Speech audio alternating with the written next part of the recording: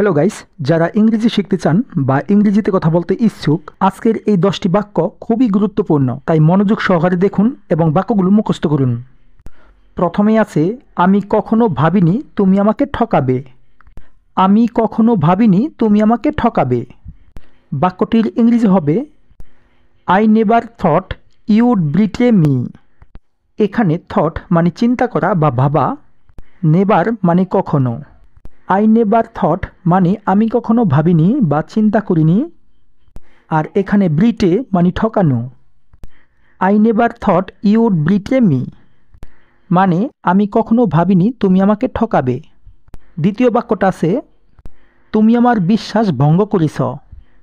You have broken my trust. এখানে broken মানে ভেঙে ফেলা বা ভঙ্গ করা।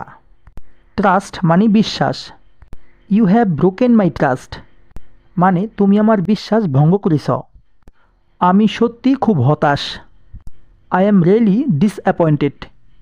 আই এম রিয়েলি ডিসঅ্যাপয়েন্টেড মানে আমি সত্যি খুব হতাশ। এখানে রিয়েলি মানে সত্যি, ডিসঅ্যাপয়েন্টেড অর্থ হচ্ছে হতাশ। তুমি কিভাবে এমন কিছু করতে পারলে? তুমি কিভাবে এমন কিছু করতে পারলে? এ বাক্যটির ইংরেজি হবে how could you do something like this.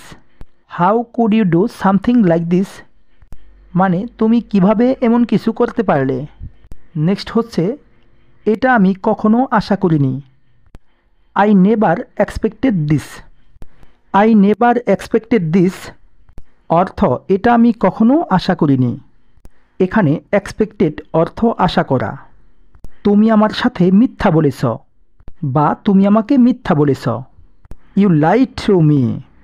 You lied to me অর্থ তুমি আমাকে মিথ্যা বলেছ। এখানে লাইট কারণ বলা হয়ে গেছে, পাস্ট টেন্স। ওকে, নেক্সট দেখি, আমি তোমাকে আর বিশ্বাস করতে পারছি না। I can no longer trust you. I can no longer trust you অর্থ আমি তোমাকে আর বিশ্বাস করতে পারছি না।